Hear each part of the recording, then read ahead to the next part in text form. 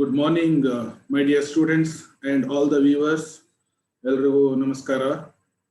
ನಾನು doctor Sajjad Pasha, government first grade college ದೇವನಹಳ್ಳಿಯಿಂದ. I would like to start my session number 7 on the subject business regulations of third semester BBA.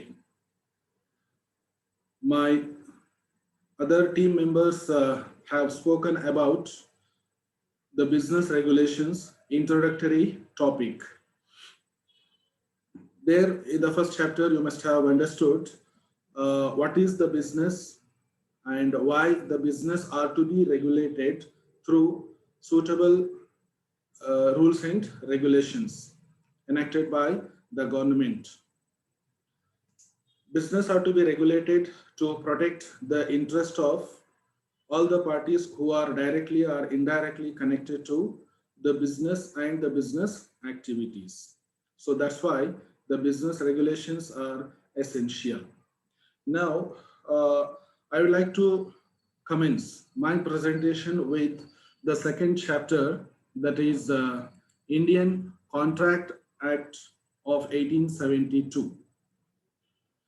Indian Contract Act is considered as one of the most important contract law relating to the business. It is that branch of law which deals with and concerned with agreements which can be enforced through court of law. This act in India came into existence from 1st September 1872. Before the introduction of this act, there was a British law applicable in India, but there were some discrepancies, there was some dissatisfaction due to the indiscrimination application of the British law on the Indians. So after a lot of struggle and fights, this Indian Contract Act came into existence. And let me tell you why this Contract Act holds so much importance. Wherever the promises are involved, between the persons, then the Contract Act will come into picture, will come into force. This act protects the interest of the parties who are, as I told, connected to the business or not. And the promises may or may not be relating to the business. So let me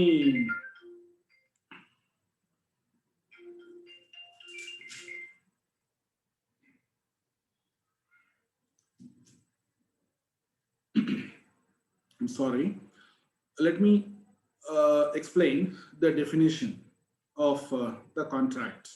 According to section 2 subsection H of the act, a contract is an agreement enforceable by law. Thus, Contract Act comes into picture wherever the promises are made, whether the promises are relating to business or not.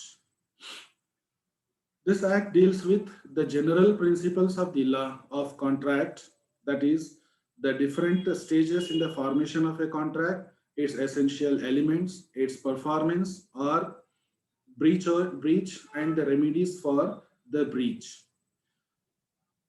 It also deals with some special contracts such as contracts of indemnity and guarantee, contract of bailment and pledge, and contract of agencies.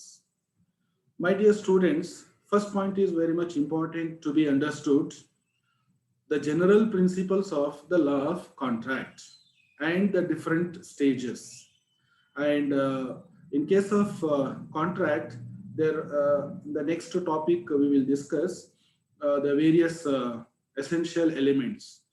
Among various essential elements, offer and acceptance holds the base, holds the foundation for the commencement of the contract. And its performance, essential elements, then its performance of the contractual agreements, contractual terms and conditions, the promises, the acceptances.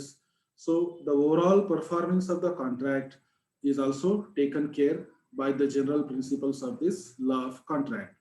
Or it also deals with the breach of the contract. If any party failing to perform the duties, failing to perform the responsibilities relating to the contract, in that case, how the breach has to be dealt with, that is also contained in this act. And the remedies for the breach. The remedies in the sense the compensation for the suffering party.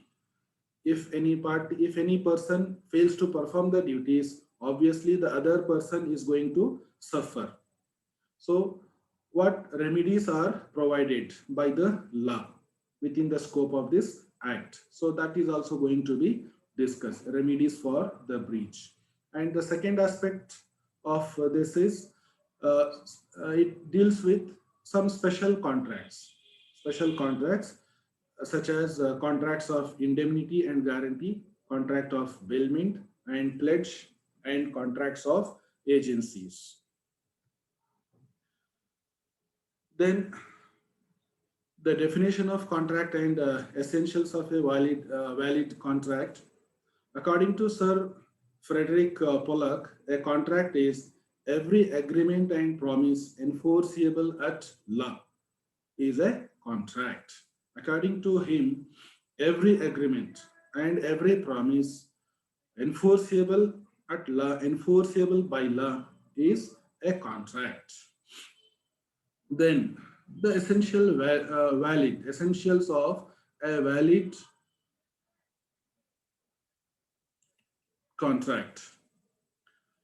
Essentials are very important. Unless and until the essentials are fulfilled, then a contract cannot be a valid contract. So, in order to uh, make sure that the contract is enforceable by law, enforceable at law, it must have these essential uh, qualities, essential requirements of a contract. The first one is plurality of parties is a must. There must be two or more parties to a contract. Single person cannot make a contract. So there must be a plurality of parties for a valid contract. Then there must be an offer and acceptance between the parties. Offer and acceptance. So one party is offering and the other party must give his consent to the offer. So, offer and acceptance must be there for a valid contract. The offer must be free. Similarly, the consent or acceptance must also be free. The offer should not be in any coercive manner or in a threatening manner or by any undue means. Offer must be free from the offering party. Similarly, of acceptance and giving consent to the offer must also be free and willful. The acceptance must be willful from the acceptor. So there should not be any undue influence. There should not be any coercion. There should not be any threats. There should not be any other aspects for both offer and acceptance. So offer and acceptance must be free and willful from both the parties. If there is no offer, there is no valid offer, then the contract cannot be valid. Similarly, if there is no free and willful acceptance to the offer from the other end of the party, then also the contract cannot be a valid one. Okay. Then there must be an intention to create legal relationship.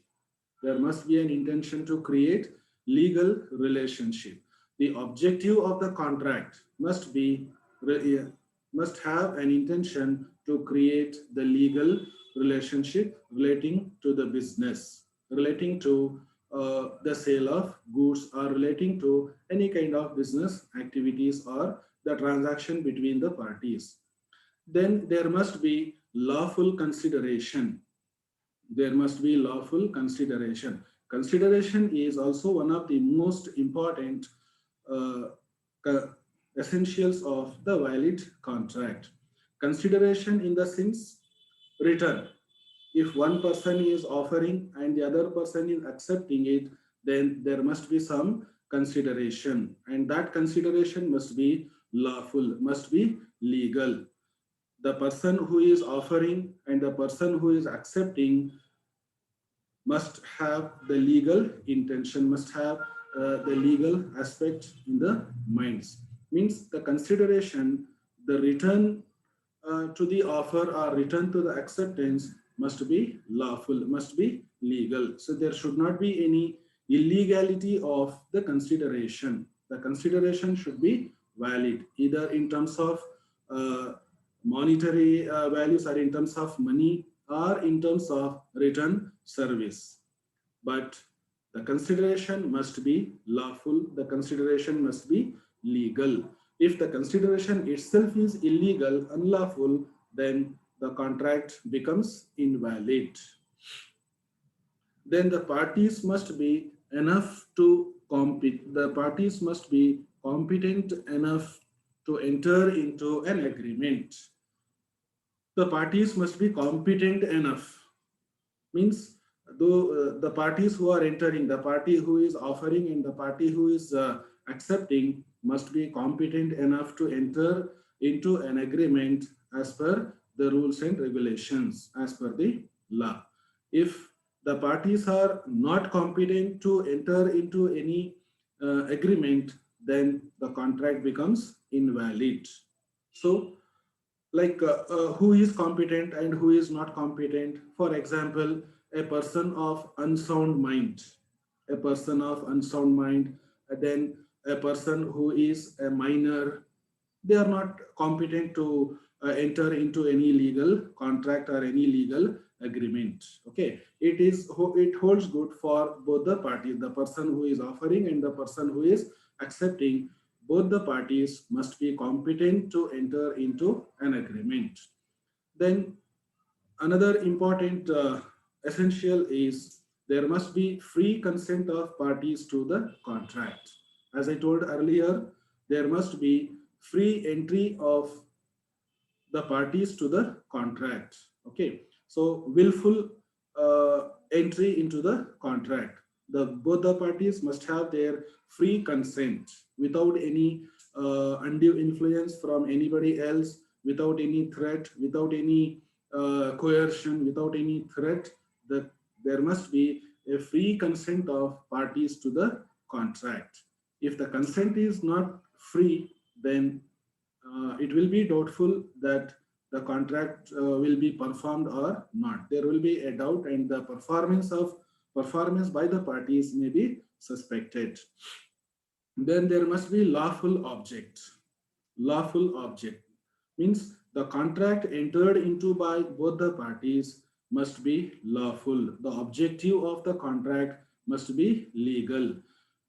Parties cannot be entered into a contract for an illegal or unlawful object or unlawful purpose. So the legality of the purpose, the legality of the objective is very, very important.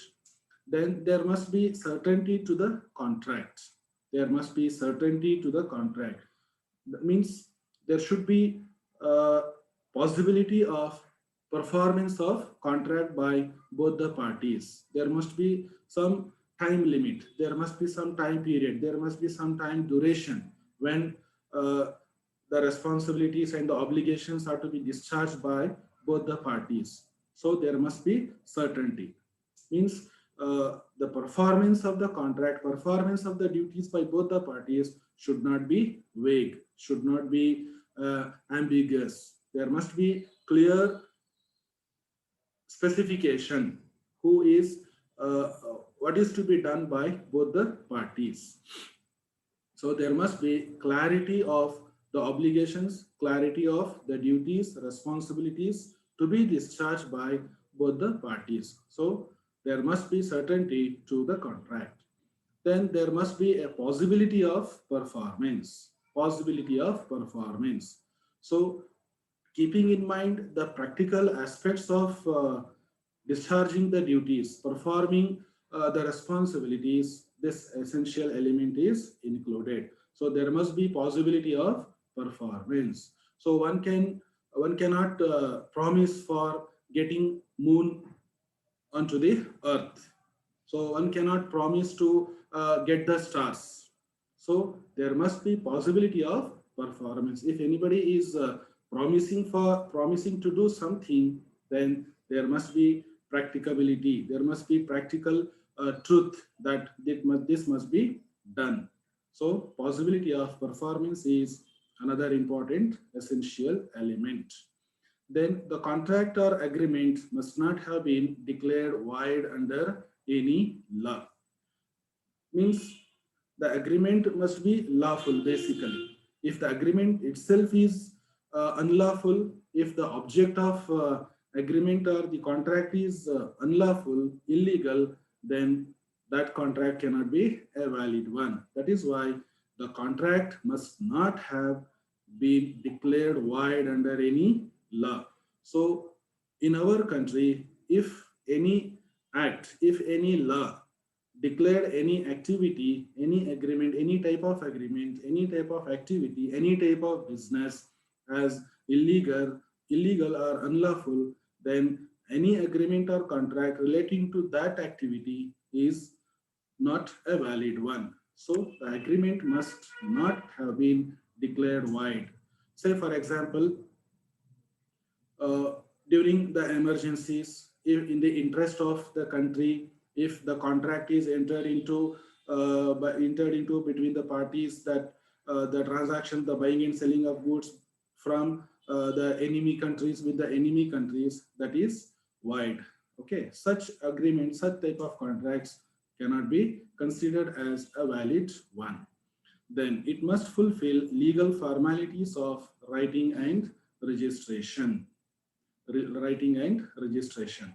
So the legal formalities of bringing down the contract terms and conditions, acceptance of the parties must be legally fulfilled. Means all the legal formalities of documentation as per the registration of documents, Stamp Duties Act, then Negotiable Instruments Act. So all such legal formalities must also have been fulfilled for a contract to be considered as a valid one. Means a contract must also fulfill all the various legal formalities of writing and registration as per the various rules and regulations and laws. This is about Indian Contract Act, session number 7. Thank you all.